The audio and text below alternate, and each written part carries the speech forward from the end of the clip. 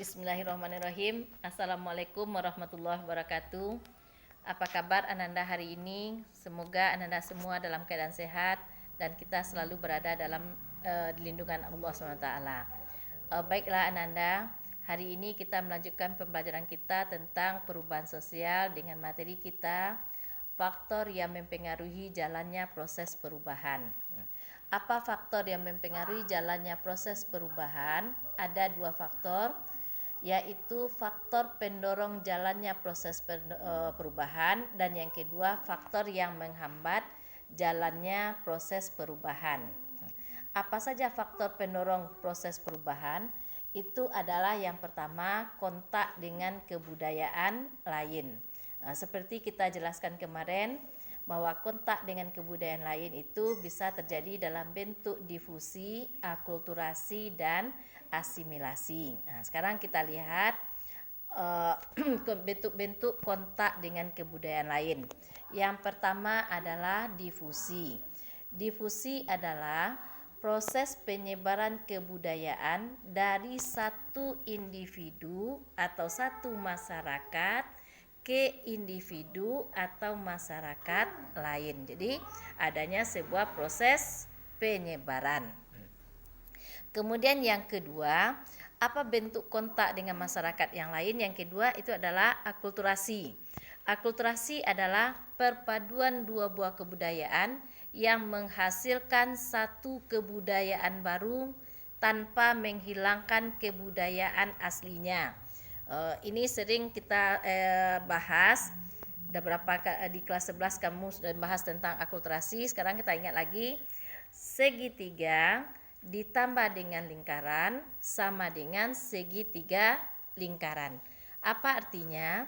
Satu buah kebudayaan bertemu dengan kebudayaan lain, mereka menghasilkan sama dengan berarti menghasilkan satu kebudayaan baru di mana ciri-ciri kebudayaan masing-masing mereka itu masih ada atau masih nampak. Berarti di sini kita lihat segitiganya masih ada, lingkarannya juga masih ada. Nah, sekarang kita lihat contoh nyata dari akulturasi. Ananda sering melihat gambar ini. Kalau Ananda pergi ke Bukit Tinggi, maka Ananda akan melihat gambar masjid ini. Ini adalah Masjid Rau-Rau. Pada bangunan Masjid Rau-Rau itu telah terjadi akulturasi beberapa buah kebudayaan. Kemarin Ananda sudah menjelaskan ada 5 bentuk akulturasi kebudayaan yang ada di Masjid Rau-Rau. Yang pertama itu bisa kita lihat, ini bangunan Bagonjong. Bangunan Bagonjong itu adalah bentuk dari kebudayaan Minangkabau. Kemudian yang kedua, bentuk atapnya yang bertingkat seperti ini. Bentuk atap yang bertingkat itu adalah kebudayaan dari masyarakat Hindu-Buddha. Berarti ada di sini perpaduan antara kebudayaan Minang dan kebudayaan Hindu-Buddha. Nah, kemudian kita lihat lagi ini. Bentuk-bentuk lingkaran seperti ini. Ini adalah ciri khas dari bangunan kebudayaan Islam. Nah, jadi kemudian di dalamnya nanti ada beberapa lagi ada hubungannya dengan kebudayaan Cina. Nah, jadi dalam masyarakat atau dalam bangunan Masjid Rau-Rau ini terdapat beberapa buah kebudayaan. Nah, mereka terjadi perpaduan beberapa buah kebudayaan yang menghasilkan di mana ciri-ciri asli mereka tidak hilang. Ciri Minangkabau masih ada, ciri Hindu-Buddhanya ada kelihatan, kemudian ciri kebudayaan Islamnya. Nah, inilah yang dikatakan dengan akulturasi. Kemudian kita lihat lagi, yang ketiga adalah asimilasi. Asimilasi yaitu bercampurnya dua buah kebudayaan menghasilkan satu kebudayaan baru yang berbeda dari kebudayaan aslinya. Segitiga ditambah dengan lingkaran hasilnya persegi 4. Satu kebudayaan bertemu dengan kebudayaan lainnya itu menghasilkan satu kebudayaan baru yang berbeda dengan kebudayaan lainnya. Artinya berbeda ciri-ciri, tidak sama di mana ciri-ciri kebudayaan asli mereka itu menjadi hilang. Itulah yang dikatakan dengan asimilasi. Kemudian kita lanjutkan faktor yang kedua dari faktor pendorong yang kedua, sistem pendidikan formal yang maju. Jika sistem pendidikan formal yang maju dapat mempengaruhi perubahan sosial, jadi orang-orang yang berpendidikan itu cenderung untuk melakukan proses perubahan. Makanya sistem pendidikan formal yang maju itu dapat mempercepat atau mendorong proses perubahan sosial. Kemudian yang ketiga, sikap menghargai hasil karya seseorang atau keinginan untuk maju. Itu juga merupakan faktor pendorong terjadinya perubahan sosial. Adanya rasa menghargai karya seseorang itu akan membuat atau keinginan untuk maju akan mendorong terjadinya sebuah perubahan. Faktor yang keempat, toleransi terhadap perubahan-perubahan yang menyimpang.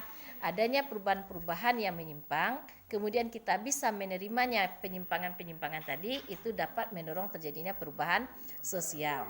Yang berikutnya lagi, sistem terbuka dalam lapisan masyarakat. Nah, masyarakat yang terbuka itu akan dapat lebih mudah untuk melakukan perubahan. Selanjutnya yang keenam itu adalah faktor penduduk yang heterogen. Penduduk yang heterogen tentu dia akan mempunyai keberagaman, baik itu tata cara pakaian mereka, adat istiadat, nilai yang berlaku dalam masyarakat, sehingga dengan mereka yang heterogen tadi akan membuat adanya perubahan-perubahan di dalam masyarakat karena adanya proses penyesuaian dari masyarakat tersebut. Kemudian faktor pendorong berikutnya, tidak puas masyarakat terhadap bidang kehidupan tertentu.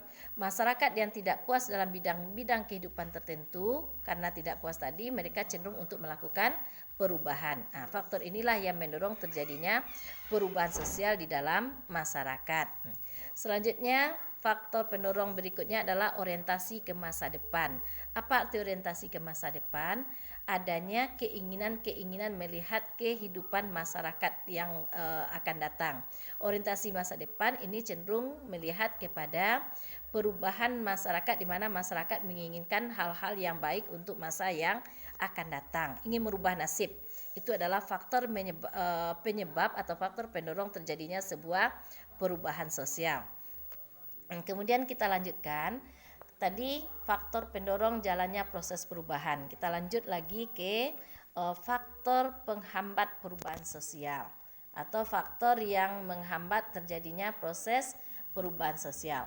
Apa saja yang termasuk ke dalam faktor penghambat perubahan sosial? Yang pertama, kurangnya hubungan dengan masyarakat lain.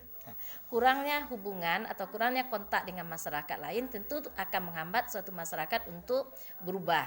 Kita lihat misalnya masyarakat pedalaman, karena mereka kurang kontak dengan masyarakat lain atau kurang hubungannya dengan masyarakat lain, maka mereka sulit untuk berubah, atau itu adalah faktor penghambat terjadinya perubahan sosial. Kemudian yang kedua, yang faktor penghambat perubahan sosial itu adalah perkembangan ilmu pengetahuan yang terlambat. Jadi kalau ilmu pengetahuan terlambat untuk perkembangannya, maka itu menghambat terjadinya perubahan sosial. Kemudian yang ketiga, sikap yang tradisional. Sikap tradisional itu adalah sikap yang menghambat terjadinya proses perubahan.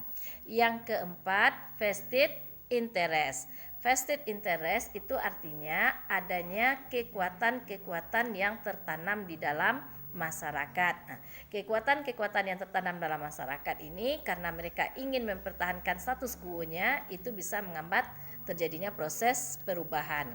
Yang berikutnya, takut terjadi kegoyahan terhadap integrasi. Jadi bagi masyarakat yang sudah menganggap kondisinya sudah baik, mereka takut terjadinya kegoyah terhadap integrasinya, maka mereka cenderung untuk tidak melakukan perubahan. Ini pun juga merupakan faktor penghambat terjadinya perubahan sosial. Kemudian adanya prasangka-prasangka terhadap hal yang baru. Itu juga menghambat proses perubahan. Apa bentuk prasangkanya? Misalkan sekarang adanya internet. Ditemukan internet, umumnya masyarakat orang tua itu cenderung berprasangka jelek terhadap internet tadi. Misalnya mereka takut anak-anak mereka itu akan melihat situs-situs yang tidak pantas dilihatnya, situs-situs porno misalnya. Jadi karena mereka berprasangka terhadap hal-hal baru, maka itu adalah faktor yang menghambat terjadinya proses perubahan.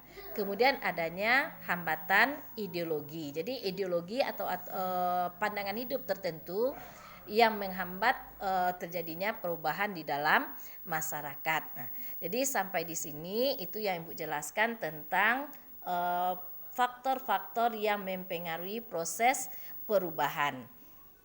Nanti Ananda bisa menambah wawasan Ananda lagi dengan membaca buku-buku sumber atau dengan melihat situs-situs internet lainnya. Nah, demikianlah Ananda. Alhamdulillahirrahmanirrahim. Terima kasih. Tetap patuhi protokoler COVID-19. Ibu sudahi dengan Assalamualaikum warahmatullahi wabarakatuh.